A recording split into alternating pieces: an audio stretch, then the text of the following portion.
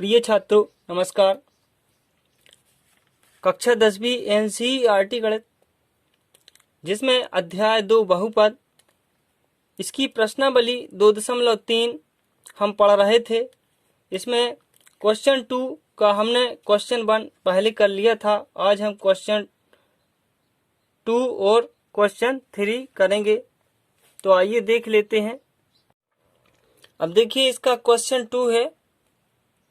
Question 2 दिया गया है x वर्ग धन 3x धन 1, और ये पहला बहुपद दिया गया है। और दूसरा बहुपद क्या दिया गया है, 3x के ऊपर 4 की घात धन 5x के ऊपर 3 की घात ऋण 7x के ऊपर 2 की घात धन 2x धन 2। ये दूसरा बहुपद दिया गया है। तो हमें करना क्या है, दूसरे बहुपद में पहले बहुपद से भाग करना है। तो आइए हम भाग करते हैं।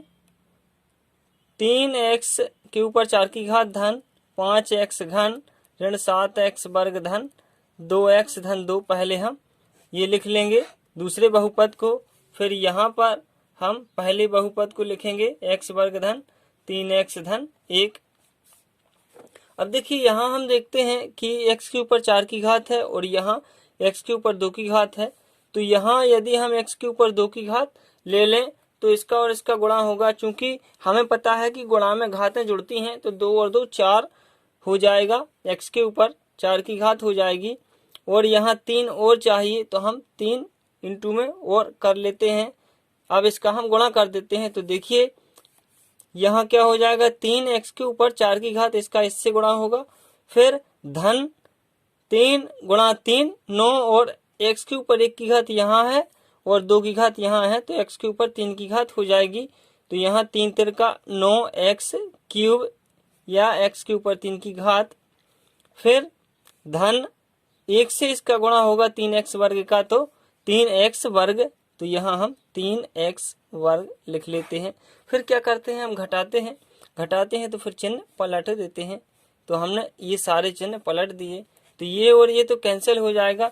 यहाँ से 9x के ऊपर 3 की घात है और 5x के ऊपर 3 की घात है। तो यहाँ से ऋण के ये ज़्यादा हैं। कितने ज़्यादा हैं, 4 ज़्यादा हैं। तो 9 में से हम 5 को घटा देते हैं तो 4x घन आ जाते हैं। और यहाँ देखिए ऋण 7x वर्ग और ऋण 3x वर्ग, तो ये दोनों जुड़ जाएंगे, ऋण और ऋण के 10x वर्ग हो जाएंगे, और धन के 2x धन 2 है। अब देखिए यहाँ हमें ऋण के 4x घन चाहिए, तो यहाँ चूंकि हमें ऋण चाहिए तो यहाँ हम ऋण लेंगे पहले, और फिर हमें 4 चाहिए, यहाँ 1 है तो हमने 4 ले लिया। अब यहाँ x के ऊपर 3 की घात है और यहाँ x के ऊपर 2 की घात है, तो यदि हम x के ऊपर 1 की घात ले लेते हैं तो ये सही रहेगा। तो 1 की घात हम लिखते नहीं हैं, तो ये 4x से हम इसमें गुणा कर देंगे तो आ जाएगा। तो देखिए 4 ऋण 4x का हम इसमें गुणा करेंगे तो क्या होगा, ऋण 4x के ऊपर 3 की घात, इसमें कर रहे हैं हम गुणा। फिर ऋण 4x का 3x से होगा, तो ये ऋण और 4 3 12, 4 का 3 से गुणा होगा तो कितना आएगा 12, और x के ऊपर 1 की घात ये कहलाएगी, और x के ऊपर 1 की घात तो x के ऊपर 2 की घात हो जाएगी। तो कितना आ जाएगा, ऋण 12x वर्ग, और फिर ऋण 4x का 1 से होगा तो फिर ऋण 4x ही आएगा। फिर हम घटा देते हैं, तो घटाते हैं तो हम चिन्ह पलट देते हैं, तो यहाँ धन हो जाएगा, यहाँ धन हो जाएगा और यहाँ धन हो जाएगा। तो ये देखिए ऋण और धन कैंसिल हो जाता है। ये ऋण का 10x वर्ग है, ये धन का 12x वर्ग है, तो ये धन की संख्या ज़्यादा है। कितनी ज़्यादा है, 2 ज़्यादा है। 12 में से हम 10 को घटा देते हैं तो यहाँ 2x वर्ग बचता है। और यहाँ देखिए ये 2x है, ये 4x है, दोनों धन के हैं, तो ये 6x हो जाते हैं और धन का 2। अब देखिए यहाँ हमें 2x वर्ग चाहिए और यहाँ x वर्ग है ही, तो हम 2 का गुणा कर दें धन के 2 का, तो यहाँ धन 2 से हम एक बार फिर से गुणा कर देते हैं। यहाँ हम 2 ले लेते हैं और इसमें गुणा कर देते हैं, तो ये 2x वर्ग हो जाएगा। तो देखिए 2 का हम x वर्ग से गुणा करेंगे तो यहाँ धन के 2x वर्ग हो जाएंगे, और फिर 3x से करेंगे 2 का गुणा तो 3 दूनी 6x हो जाएगा, और फिर 2 का 1 से गुणा होगा तो 2 एकम 2, और फिर हम क्या करते हैं घटा देते हैं तो यहाँ ऋण लग जाएगा, और यहाँ ऋण और यहाँ ऋण, तो ये धन और ऋण कैंसिल, धन और ऋण कैंसिल, धन और ऋण कैंसिल, यहाँ शेषफल क्या बचता है 0 बचता है। तो यहाँ से हमें पता चलता है कि जब शेषफल बराबर 0 है तो हम कह सकते हैं कि 3x वर्ग धन 5x घन ऋण 7x वर्ग धन 2x धन 2 का एक गुणनखंड x वर्ग धन 3x धन 1 है। तो यहाँ आप लिख सकते हैं, तो यहाँ आप लिखेंगे कि चूंकि शेषफल बराबर क्या है, चूंकि शेषफल बराबर 0 है, इसलिए 3x के ऊपर 4 की घात धन 5x के ऊपर 3 की घात ऋण 7x वर्ग धन 2x धन 2 का एक गुणनखंड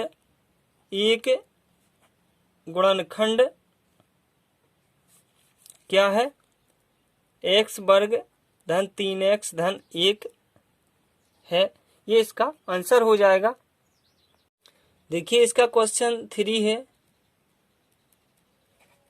क्वेश्चन 3 में पहला बहुपद x³ माइनस 3x प्लस 1 और दूसरा बहुपद x5 minus 4x³ plus x² plus 3x plus 1 ये दिया गया है।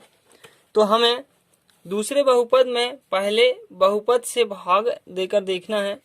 तो देखिए हम भाग देते हैं x5 minus x³ plus x² plus 3x plus 1, ये हमने दूसरा बहुपद लिख लिया, और अब हम पहला बहुपद लिख लेते हैं और भाग देकर देखेंगे।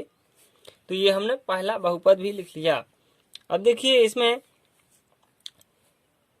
हम देखते हैं कि x के ऊपर 5 की घात है और यहाँ पर x के ऊपर 3 की घात है।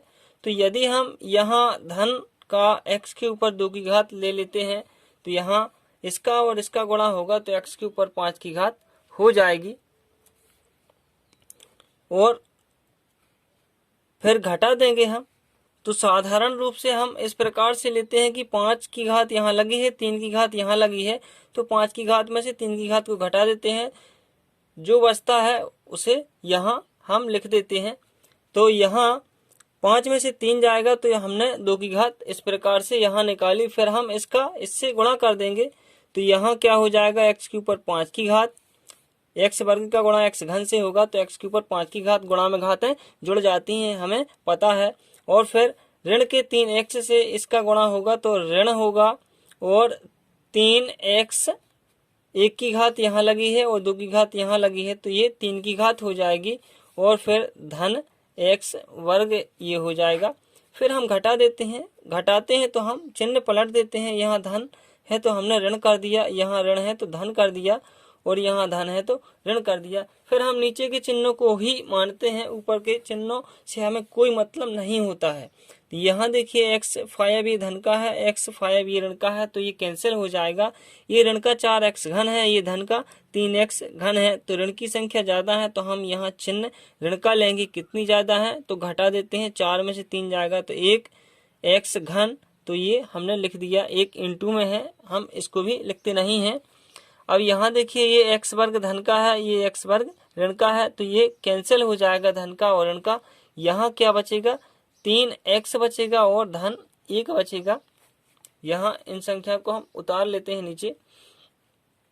फिर देखिए अब हमें यहाँ माइनस का x³ चाहिए, तो यदि हम यहाँ चिन्ह क्या लेंगे माइनस लेंगे, क्योंकि यहाँ माइनस है। फिर ऋण 1 ले लेंगे और 1 का इसमें गुणा करेंगे तो ये x³ माइनस का आ जाएगा। तो ऋण 1 से हम इसमें गुणा कर देते हैं, तो ये देखिए ऋण 1 से इसमें गुणा होगा तो ये माइनस का x³ होगा, और माइनस प्लस हो जाएगा गुणा में, और ऋण 1 का ऋण 3x से होगा तो क्या हो जाएगा ऋण और ऋण धन के 3x और ऋण और धन, फिर ऋण आ जाएगा। फिर हम घटा देते हैं, तो यहाँ देखिए ऋण चिन्ह लगा है तो धन कर देंगे हम, धन है तो ऋण कर देंगे, और ऋण है तो धन कर देते हैं। अब देखिए ऋण का x घन और धन का x घन कैंसिल हो जाएगा, घट जाएगा, 0 आ जाएगा। फिर देखिए ये 3x धन के और ये ऋण के 3x। फिर देखिए यहाँ धन का 1 है और यहाँ भी धन का 1 है, तो 1 और 1 ये 2 हो जाते हैं। तो ये शेषफल क्या बच जाएगा, 2 बच जाएगा। तो यहाँ हम लिखेंगे चूंकि शेषफल बराबर, यहाँ हमें शेषफल मिल गया, शेषफल बराबर 2 है, इसलिए x घन ऋण 3x धन 1 गुणनखंड नहीं है, गुणनखंड नहीं है। किसका गुणनखंड नहीं है, x5 माइनस 4x घन plus x square plus 3x plus 1 का। तो ये इसका आंसर हो जाएगा। इस प्रकार हो जाएंगे। धन्यवाद। चैनल को सब्सक्राइब कर लीजिएगा ताकि आपको वीडियो मिलते रहें।